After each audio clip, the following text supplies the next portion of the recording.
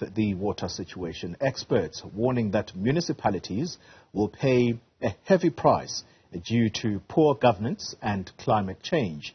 The comments come as Johannesburg, Tshwane and Ekurhuleni municipalities impose water restrictions, leaving residents frustrated. Water and Sanitation Minister Senzo Mchunu will this morning host an urgent meeting with Gauteng municipalities affected by Rand Water's restrictions. Let's get analysis now, and Professor Francois Engelbrecht joining us via Zoom to talk us through why the residents are going through this frustrating period. Prof, good morning to you. And my first question has to do with what one professor said in a news article he penned this past weekend, Professor Mike Muller from Wits University. And he says the Gauteng region has enjoyed 3 years of good rains. If that's the case, why are we sitting here? Good morning, and thanks so much for having me. Yes, I think my own speciality is, of course, exactly what you've just mentioned. It's in climate variability and change, and that's the perspective I'd like to bring to the discussion around the water crisis in Gauteng. I fully agree with my colleague, Professor Miller. It is absolutely correct that we've had a number of really excellent rainfall years across the summer rainfall region of South Africa. We, in fact, had 2 consecutive so-called La Nina seasons. And we all know how wet it was in South Africa during the past 2 summers. In fact, we had widespread flooding in parts of our country. As we are having this discussion today, the integrated VAL system, in that system, the average levels of the dams are still right now at about 95%. Wow. We haven't had such an abundant supply of water for a very long time, I would say for more than a decade. So on top of that, the seasonal weather predictions for this coming summer are also highly favorable. In fact, a 3rd consecutive La Nina event has formed in the Pacific Ocean. And we expect another summer of above normal rainfall in eastern South Africa, including the mega dam region. So one would expect that with such a situation during this coming summer, we should rather be highly alert in terms of managing really high dam levels.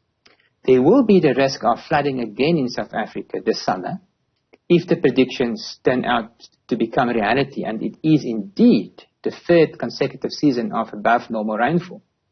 So for me, looking at this climatological situation and the really abundant water supply in the east, I think it should be a grave concern for South Africans that our water infrastructure seems to be stressed to the limit during a period during which we really have an abundant water supply. Yeah.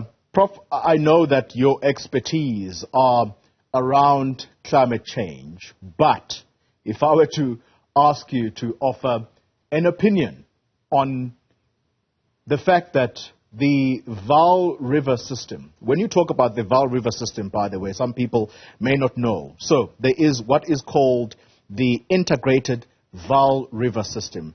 That basically incorporates 14 dams, and you have just said that they are 95% full, which means that we should not be sitting with a water scarcity issue as residents of Gauteng.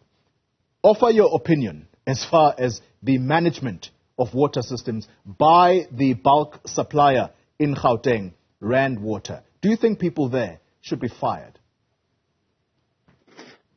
Well, let's see to what extent you can entice me to give an answer. I can, of course, now just speculate, like all other South Africans, about exactly what went wrong. The first thing we should point out is that we did start the summer. In climatology, the summer half year stretches from October to March. So basically, right on the first day of summer, we were, of course, struck by a heat wave. Now, we all know the temperatures were high. I mean, they reached the mid-30s over parts of the Highveld for several days over the past 2 weeks or so. But the perspective I can bring is that we get these heat waves every summer. Every summer has a number of heat waves embedded somewhere in summer. This heat wave was a strong event, but it was not exceptional. We've had very similar heat waves in the past, including in the last 3 summers. So an argument is being made that demand has been higher than usual. I'm sure there's truth in that, but I can immediately ask, should we then not have experienced this type of water restrictions and the crisis we are living through right now every time in the past when a heat wave struck Gauteng? It points out to me that something in the water supply system has changed. Remember, I'm a climatologist. I can now just speculate with everybody else about what it may be. But reading just what is being reported in the media, it does seem that around more or less at the onset of this event, at the end of September, there were power failures in a critical in one of the critical water purification plants of Rand Water. We are all aware, of course, of the rolling blackouts and load shedding that must in some way affect how the water is distributed between Rand Water and maybe between the municipalities. So for me, the fact that a heat wave on the very first day of summer, when the water supply is abundant, can cause this type of crisis tells me that something in the water supply system has changed compared to previous years. Maybe we've reached some threshold where the infrastructure is being stretched to its full capacity. But as a climatologist, I should point out, if this can happen on the first day of summer with an abundant water supply from the mega dams, what is waiting for us when the next big El Nino drought strikes South Africa and the level of the Vaal Dam starts falling and it goes down to 60% and 50% and then below 50%? How will the system cope when there really is a shortage of supply from the east? Yeah. And that's where I think we should really focus our planning on right now. We need to learn right now. Probably it's a good thing for us as Gauteng, South Africans living in Gauteng, to see how we can change our own habits in terms of saving water, because we are going to need these skills. And whether we like it or not, we will have to combine our efforts with Rand Water when the next big drought strikes. All right. Let's maybe learn from this crisis what we can. Yeah. All right. Let's go back to your area of expertise, and that's climate change. And as Prof. Mike Muller said, it is in times of plenty that we must plan for a drought. Now, you have just pointed out to us that South Africa, and in particular this region, we are looking at yet more rainfalls, right? And above average rainfall that is still coming. If we are failing at the management of our water systems, do you think we are capable of planning for a drought season? Yes, so although we expect another good season of summer rainfall in 2022 and into the first several months of 2023, we should take note of the fact that our long-term rainfall future in Southern Africa does not look that promising in the context of a changing climate. So the near-term outlook for South Africa, and with that I mean the next 20 years, is in fact, the next 20 years are in fact likely to be drier than the last 20 years. We are also going to experience, and this I can almost state as a fact, more intense heat waves than ever before in the next 10 years because of the gradual workings of climate change. So we are heading towards a future where likely during the next El Nino cycle, which will follow on the current La Nina phase, we are going to experience droughts that may well be more intense than in the past. They will definitely be associated with stronger heat waves than in the past, which means this type of scenario, if we believe Rand Water that there was such a substantial increase in demand this type of heat wave is just going to occur more and more frequently.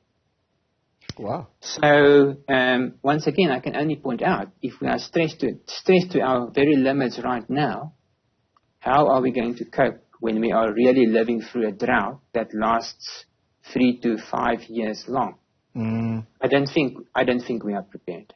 All right. Perhaps as a warning then, Professor, as we conclude our conversation, so a quick differentiation between the two words that you almost use interchangeably. So there is La Nina, which is the rainy season, and in fact it is the above average rainy season. And then there is El Nino, which is the dry spell.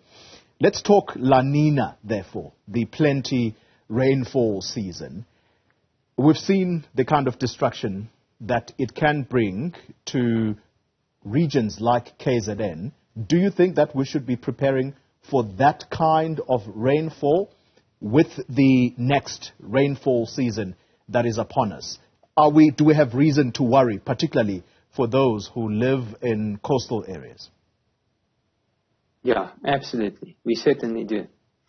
It's a well-known fact that heavy rainfall events that result in flash floods or even in larger scale floods occur far more frequently during La Nina summers compared to the very dry El Nino type summers. So given that this is the third La Nina season in a row, remember, dam levels are already high. That means our capacity to manage another season of heavy falls of rain will be limited. We'll have to be extremely well prepared, our water managers, in terms of managing dam levels and eventually stream flow and river levels this coming summer, should it turn out to indeed be as a wet season as the seasonal forecast is currently indicating it will most likely be.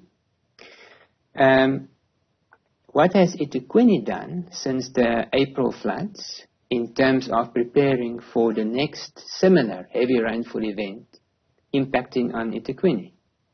There's no reason why there cannot be a similar event this coming summer. And the hard reality is, as long as we have tens of thousands of our people living right along the riverbanks of mighty rivers such as the Umgeni, or along steep hill slopes where the mudslides occur, it means that same vulnerability that caused this big disaster in South Africa when almost 500 people lost their lives, it can repeat itself again this coming summer. So are our early warning systems better? Are our communities now more ready to work with disaster management and to evacuate if they are being advised to evacuate? I wonder if we've changed and improved our systems over the last 6 months, because our early warning systems and our water management systems in the context of flooding may well be tested again this summer.